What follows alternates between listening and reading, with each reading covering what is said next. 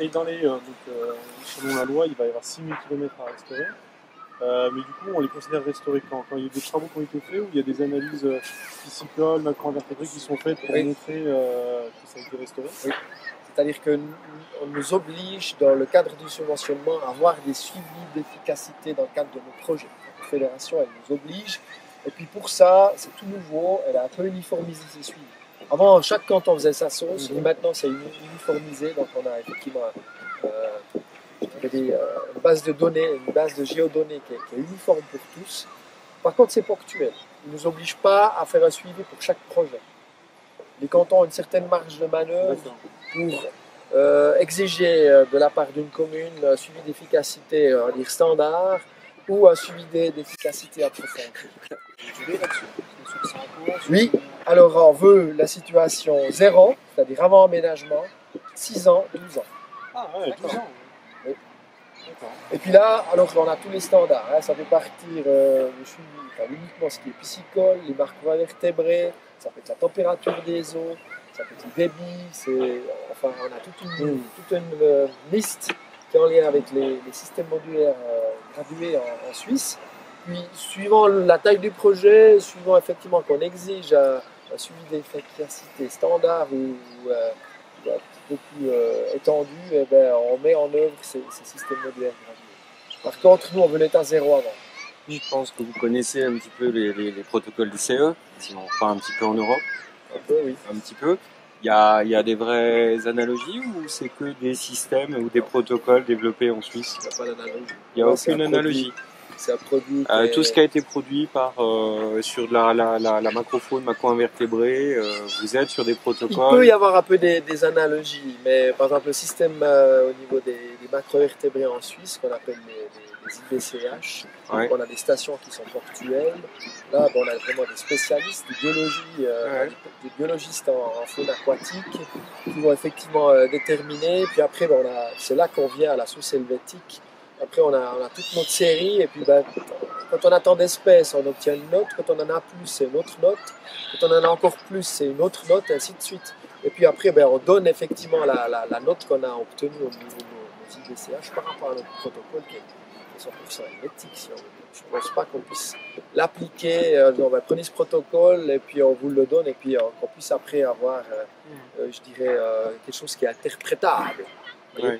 C'est-à-dire que là, maintenant, en faisant l'état 0, l'état au bout de 6 ans, l'état au bout de 12 ans, ça nous permet effectivement de voir quels étaient les bienfaits de nos projets d'aménagement, de savoir surtout si on a atteint nos objectifs qu'on s'était fixés dans le cadre du projet.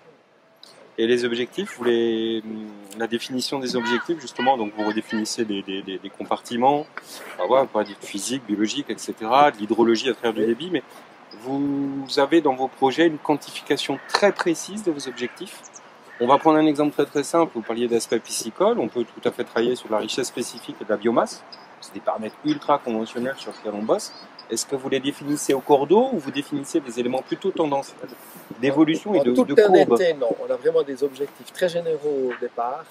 Et puis pour nous, le démarrage des aspects purement scientifiques, c'est l'état 0. Parce que nous, on a cette vraie interrogation chez nous à savoir jusqu'où on va dans la définition précise. Vous n'avez pas une quantité de poissons au mètre cube à atteindre? Non. Oui. Non, alors en toute honnêteté, non. Non, c'est pas du tout ça qu'on se fixe. Par contre, on a une bonne connaissance de l'eau. C'est-à-dire qu'avec ou sans projet, on a nos stations au niveau des IBCH, donc au niveau des macrozobatos. On sait exactement quelle note à quel cours d'eau. Puis ça, on les répète soit tous les 2 ans, soit tous les 4 ans. Avec des biologistes qui sont mandatés, et puis on connaît déjà cette valeur-là. Au niveau des pêches d'inventaire, au niveau piscicole, on fait exactement la même chose.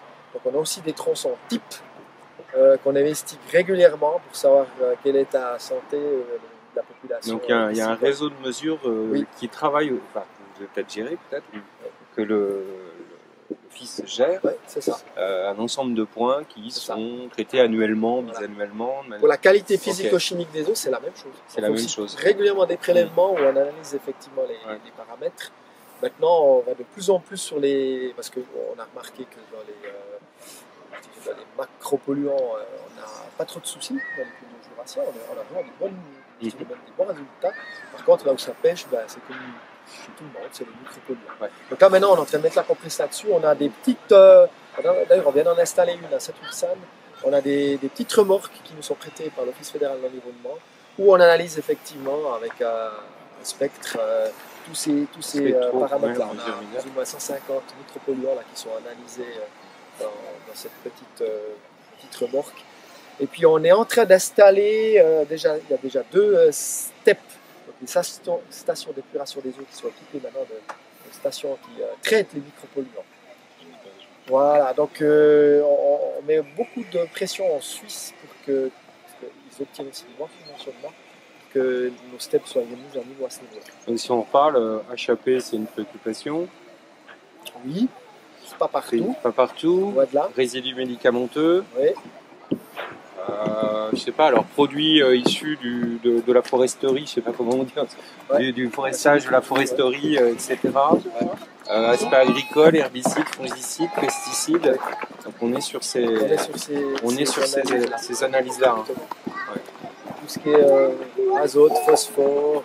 Et puis après les données plus conventionnelles. Je dis pas qu'on est bon partout, des fois on a des pointes, ça c'est évident, notamment à la sortie de l'hiver. Bien sûr. L'agriculture a beaucoup accumulé dans les doubles mécanismes. Il y a un épandage, alors qu'à l'époque ça se faisait un petit peu toute l'année. Maintenant les bases légales font que c'est tout en même temps. Ouais. Et puis ça, effectivement, pour certains produits, c'est et ces réseaux de manière globale existent sur le canton depuis une vingtaine d'années, une trentaine d'années? Ces analyses-là, alors ça dépend toujours. Les paramètres chimiques probablement qui sont venus un petit peu plus tard que nos analyses qui sont liées avec nos pêches.